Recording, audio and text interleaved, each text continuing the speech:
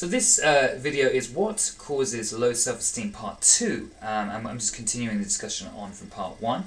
This is in conjunction with my online book, understandselfesteem.com. Please check it out. In part 1, I outlined how the evolution, the survival of higher primates has, biologists believe, has been very much linked to their capacity to operate in groups, and very specifically for their capacity to form social allegiances, so that in times of need or in times of difficulty, the members of the group who form strong relationships with other members of the group support each other, so that they're more likely to survive than the ones who've formed less strong relationships. So much of our survival as a species has been down to the fact that we form strong relationships with other human beings, and a lot of it's believed that a lot of the most advanced development of the higher primates' brains has been has developed as a result of the need to negotiate these complex relationships that occur in higher primate groups. So anyway, this part of the video is going to be looking at the self-esteem mechanism, as I call it, and how it operates and why it operates. So, in terms of trying to gain the social allegiance with somebody else in your group as a whole, an example of this, as a classic example, is that a monkey may groom another monkey. And they say, well, why would they do this? How would this help that monkey survive? What kind of, what would make that kind of behaviour end up being part of what they've evolved to do? And the belief is that if the monkey grooms the other monkey, then the monkey number 2, who's just been groomed, will probably groom monkey number 1 back in return. So it's believed that a lot of what we do is, when we try to help people, has developed because the people who help other people are more likely to get help back again. So this is called Machiavellian theory. It seems very, very contrived, but actually it just makes sense, really, doesn't it? If we, it's like when we're as children, we're taught to say please and thank you, and we're taught to be kind, because people are more likely to be kind to us, if we're kind to them.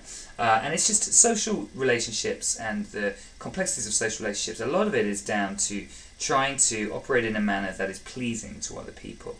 And I would say that this probably has developed for the same reason. It's all about the group helping each other. So, the self-esteem mechanism, very simply then, is, from my perspective, is the mechanism by the emotional accompaniment, the emotional component of this process, whereby we want other people to approve of us. So if we want other people to approve of us, we're likely to try and do nice things for them. We're likely to try and please them, so that they are more likely to then help us and look after us and try and please us. So I would say that basically the self-esteem mechanism is just all part of this whole process of trying to gain social affiliations. If we are driven for other people to approve of us, then we're more likely to try and behave in a way that will gain their allegiance, which biologists believe has been crucial to our development as a species. So I believe that the self-esteem mechanism, basically we are wired to try and gain, my book picks out 3 things. We're wired to try and gain approval from other people, we're wired to try and gain attention from other people, and we're wired to try and look for people who delight in us. And that's going to be the central theme of my book. So briefly, just to unpack those different things. Approval is I suppose, relatively obvious. So now the self-esteem mechanism, I believe, is made so that if people disapprove of us, we start getting unhappy, and it's there so that it drives us to try and regain the approval of people that are disapproving of us. So if people start disapproving us or unhappy with us, this mechanism kicks in, and our self-esteem starts dropping. And I believe it's developed so that to try and stop us from to try and drive us towards regaining the allegiance of the person who we've upset. And I believe we have a tendency to try and gain people's approval as part of this whole mechanism of driving us towards gaining allegiances. actually, I'm going to leave the attention aspect of it for now. But lastly, I'll mention the delight aspect of the whole thing. Helen Fisher she does a lot of advice for Match.com, I believe, and she's studied what happens to the brain when we're in love. What kind of chemical changes occur in the brain when we're in love? And one of the things that she has found is that the way the brain operates when we fall in love is very similar to the way it releases similar chemicals to those that are released when we're addicted to a drug. And when she's done a lot of studies on people as they fall in love, and they typically say, it's pretty obvious really, but they typically say things like when they fall in love, their attention focuses on the person, they spend a lot of the day thinking about the person, they rearrange their lives to try and sort of have the other person around, and they also, I think quite importantly, they start downplaying the bad things about the person and upplaying the good things. So it's almost like they can do no wrong when you first fall in love. They're just amazing. Everything they do is just great in your eyes, and it's like you're kind of you're biased towards seeing the positive in them instead of the negative. Now, this happens when we fall in love, but I believe it's exactly the same with parents and children. This, if you look at children, so often you'll see, not children, parents with their children. Obviously, in less functional families, you won't see this, but in many families, if you watch a parent with their child, you'll see moments during the day and times where the parent is just positively in awe of their child, just delighted. I remember a few days ago seeing my girlfriend with her son. And we're just at the dinner table, and she just said, Callum, I love you so much, you know, and there's that sense that a parent has this thing which is very similar to the love feeling. Well, it is that love thing, but falling in love, where you just absolutely delight in it.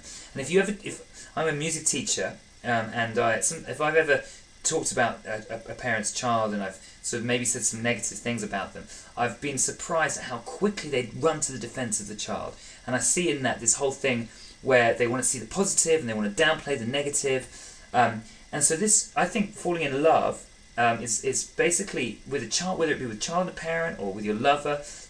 What is integral to this is this sense of absolutely delighting in someone, and it goes without saying that we as humans strive for that, because that's the very thing which I guess one of the things which we long for when we're not in a romantic relationship. We want to be in a romantic relationship because there's something else that wants to be in a relationship with somebody that delights in us. And I think that you can have that from a lover, children can have that from parents, and I think that we can also have it from best friends sometimes, you know, like a best friend may just think that we're amazing and constantly just really make us feel really good about ourselves because they just really delight in us. So I think that this is also really important for relationships, and obviously that has created social allegiances of the closest kind. So that's important that we have that from some relationships as well. And again, if we don't have anyone delighting in us, I believe that our self-esteem will be reduced, and we will start longing to have that delight. So I believe that is also part of the mechanism that's developed. So that's the end of parts 1 and 2 here of what causes low self-esteem, and that basically, eventually I'm hoping that chapter 1 of my book will be all about the evolutionary development of the self-esteem mechanism.